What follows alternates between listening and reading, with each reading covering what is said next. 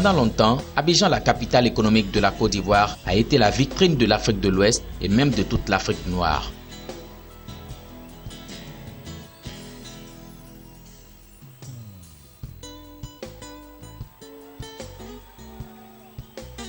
Une belle ville caractérisée par ses gratte-ciel, ses rues bitumées et bien entretenues. Ses quartiers chics tels que Cocody, Riviera Golf ou encore Marcory Zone 4. Ses rues propres et salubres, ses immeubles et les autres bâtiments aux façades toujours bien peintes. Aujourd'hui, la réalité est tout autre. Ces façades de logements présentent des aspects qui laissent à désirer.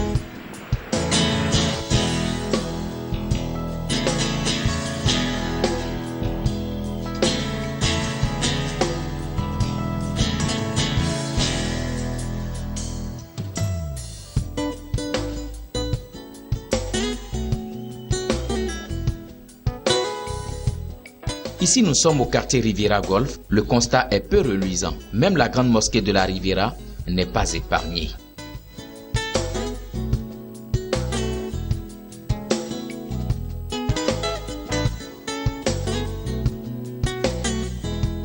Ça ne présente plus la Côte d'Ivoire que nous connaissons autant. Là, elle n'est plus présentable. À mon avis, que l'État fasse quelque chose pour que je trouve les locataires, ni peut-être que ce soit les propriétaires, qui puissent refaire la peinture du quartier Riviera Golf, qui représentait autrefois le quartier de luxe d'Abidjan. Mais aujourd'hui, on représente c'est le marché Gouro d'Adjamé. On a ce problème-là d'entretenir.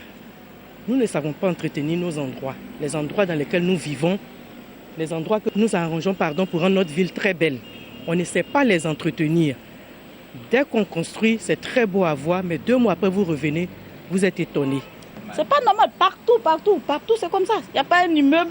Si vous voyez un immeuble qui est peint, qui est joli, c'est qu'il est tout neuf. Vraiment, il est tout neuf. Dans 2-3 ans, ça sera pareil comme celui-là. C'est comme ça. Voilà. Les exemples de bâtiments décrépits et mal entretenus pilulent aussi d'autres quartiers d'Abidjan. À l'image de la Riviera Golf, 2 plateaux, c'est le même constat comme partout à Abidjan.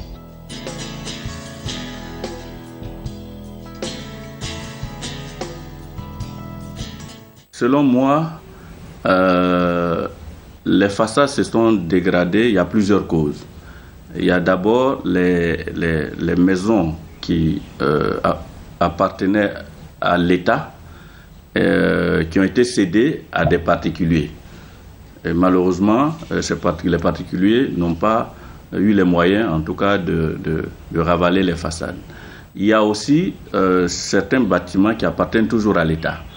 Et donc, ces bâtiments-là aussi, l'État n'a pas pu procéder au ravalement des façades. Donc, il y a plusieurs raisons. Il y a plusieurs raisons qui expliquent ce phénomène-là. Cette situation interpelle les habitants de ces logements et même les acteurs du secteur de l'habitat. Ils ont profité de notre micro pour faire des suggestions et lancer un appel de plus.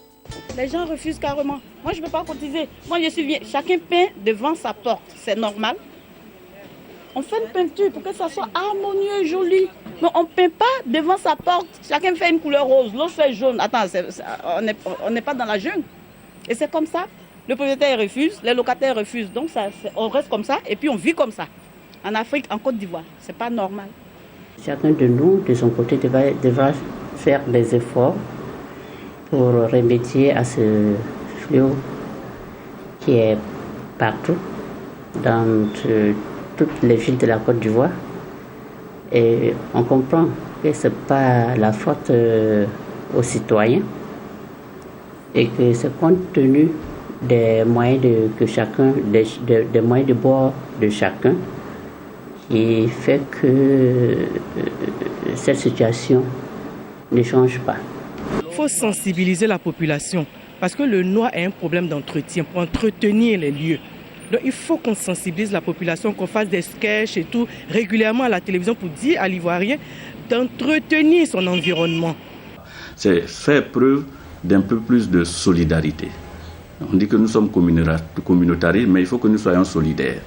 Alors ça veut dire quoi? Ça veut dire qu'on fasse preuve de civisme, qu'on ait un esprit citoyen et qu'on accepte de participer en fait à la vie de chaque cité. Il faut changer la mentalité des Africains, surtout des Ivoiriens. On ne veut pas évoluer, on refuse même d'évoluer, de voir au-delà.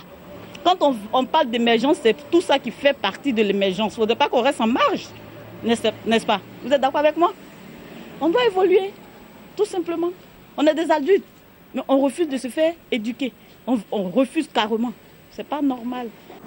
Ce qu'on va demander peut-être à nos frères et sœurs, c'est de voir comme quelqu'un qui se dit, bon, je n'ai pas assez de moyens, mais je ne vais pas laver mon habit. On n'a pas de moyens, mais on essaie quand même de trouver le juste moyen pour pouvoir rendre son habit propre. Et quand on le fait, c'est bon pour soi-même, c'est bon pour son équilibre et c'est bon également pour l'entourage.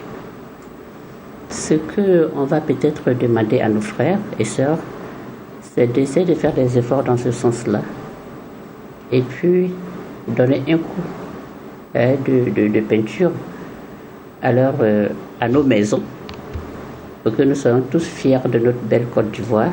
Le ministre ivoirien en charge de l'habitat et du logement social, quant à lui, se dit aussi indigné et annonce des actions. Le président de la République veut que les façades des immeubles soient rapidement ravalées et repeintes. Là aussi, nous allons prendre des initiatives, nous allons vous rencontrer parce que notre vision, notre façon de voir les choses, ce n'est pas d'agir forcément sous la contrainte, sur la persuasion.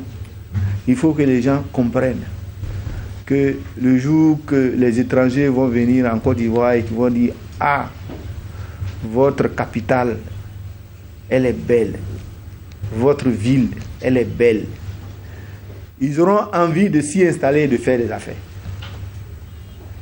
Le jour qu'ils verront que la ville est propre, qu'on ne jette pas les ordures n'importe comment, ils seront heureux de vivre ici et ça sera une richesse pour nous.